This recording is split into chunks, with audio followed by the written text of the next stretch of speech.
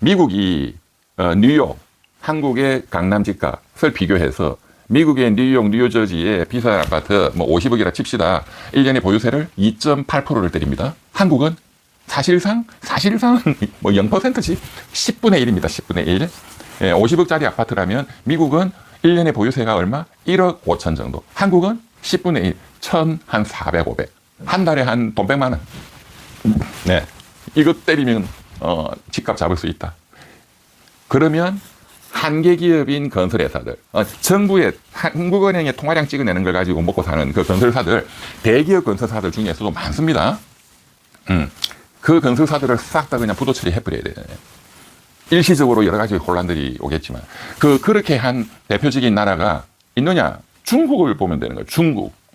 중국이 최근 4, 5년 동안 중국의 경제 성장을 이끌어왔던 게 역시 부동산이었거든요. 그런데 시진핑을 중심으로 하는 지도부가 이제 이거는 정리해야 한다. 우리가 미국을 더 따라잡기 위해서는 우리도 미래 산업에 집중 투자를 하고 그런 청년들에게 집중적으로 밀어줘야 된다. 그러려면 자원이 한정적이니까 이 구태의연한 부동산 개발, 건설회사 이거는 싹 다 정리해야 돼.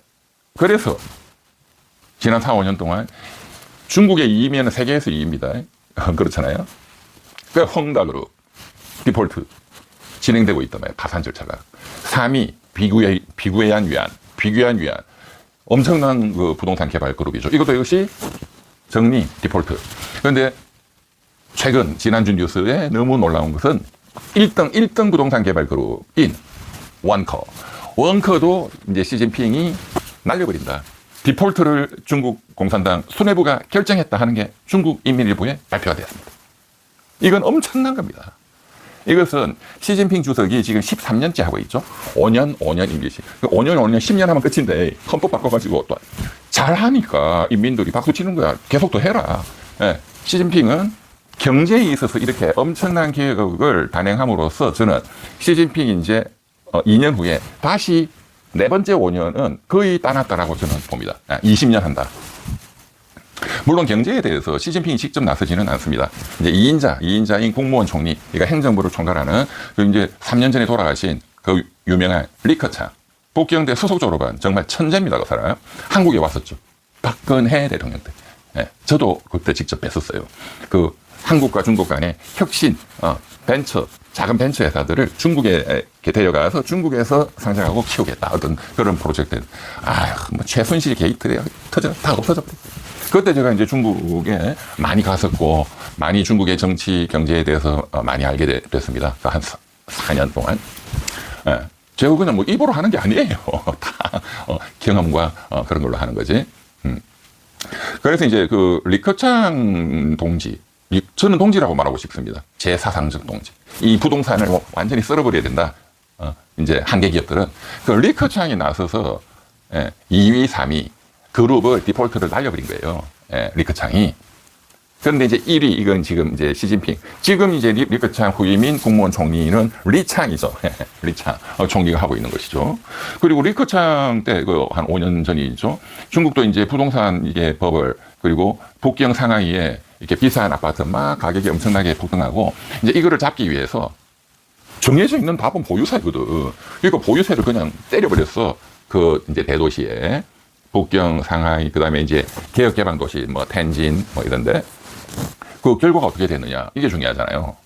예, 좀 단순하게 결과를 제가 말씀드리면, 상하이 북경의 사례를 보니까 보유세를 1%를 때렸더니 아파트 값이 20%가 내려간다 이거예요. 보유세를 0.5%를 때렸더니 아파트 값이 10%가 떨어진다. 와, 이 데이터가 나왔어요. 그 대도시에. 그러니까 1%를 때리니까 집값이 20% 떨어진다. 2%, 미국처럼 한 2% 정도 때리게 되면 집값이 40%가 떨어진다. 거의 반토막 난다. 요렇게 돼야 버블이 제거가 되는 거거든. 그러니까 중국이 지금 그렇게 가고 있단 말이에요. 이제 1%대 실험이 이제 어느 정도 나왔어. 그리고 리커창 총리 돌아가셨어. 오케이, 그 다음 이제 더 때린다. 그리고 한계 선상에 있는 중국 은행들 돈 땡겨가지고 국민들 돈 땡겨서 그냥 버티고 돈 찍어서 버텼던 그런 부동산 그룹들 더 작살내버린다. 1등 원커 그룹도 디폴트. 그게 지난주 인민일보에 중국 공산당 수뇌부의 결정으로 발표가 됐습니다. 시진핑 주석을 보면 된다 이거야. 보유세 때려서, 그리고 한계 기업, 중국의 경제를 이끌어왔던 1등, 2등, 3등 기업을 날려버렸어요. 쉽게 말하면 삼성, 현대, LG를 날리는 거야. 그런 결단력. 왜? 미래를 위해서. 그래서 지난 4, 5년 동안 그 자금이 그쪽 부동산으로 안 가고 AI다, 뭐 양자 컴퓨터다 이런 쪽으로 그냥 가니까, 미국이 깜짝 놀랄 정도의 최첨단 기술이 나오잖아요. 예. 이해되시죠? 이게 지도자다. 이게 지도자야. 지도자는 이걸 하는 거야. 나머지는 밑에 사람들한테 맡겨서 하는 거고 말이야.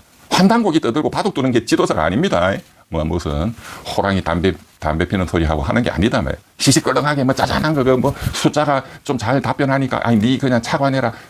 대한민국의 자기가 내 호주머니에 있는 공깃돌이 아니에요. 그거는 5천만 국민의 사장님의 거지.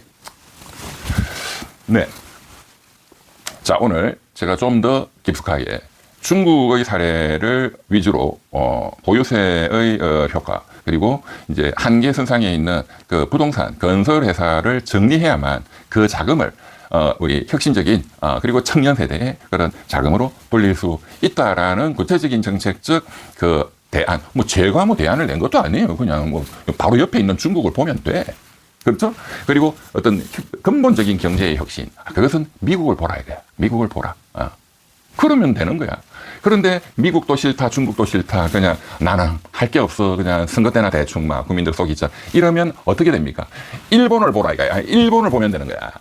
우리는 일본처럼 장기 저성장을 35년을 하잖아요. 그러면 우리나라 국력은 50위권으로 떨어집니다.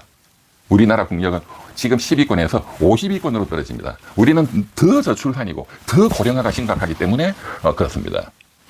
자, 오늘 일요일 날 유익한 강의가 됐는지 모르겠습니다. 저는 제가 그간에 배우고 또 이렇게 경험하고 했던 모든 걸 이렇게 좀 이렇게 재미있게 정리해서 정말로 제 어떤 필생에 제가 그래도 배운 사람으로서 또 지금 좀 이제 나이가 든 사람으로서 우리 후배들 그리고 우리 청년 세대들께 어떤 그런 도덕적 책무감을 가지고 이 말씀을 또 이 유튜브를 이렇게 보내드립니다. 제 진심을 이렇게 말씀을 드리고요.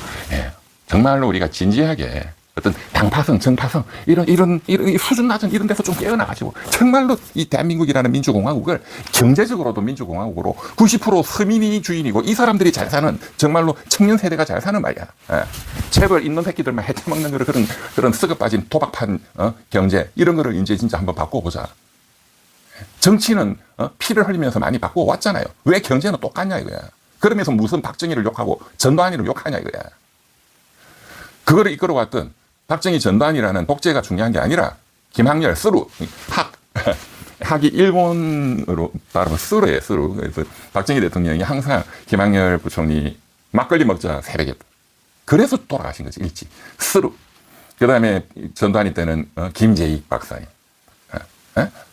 어떤 그런 사람들의 위대한 어떤 정신, 그 독재자다 그걸 왜 몰라. 그렇지만 이 굶어 죽는 이놈의 나라,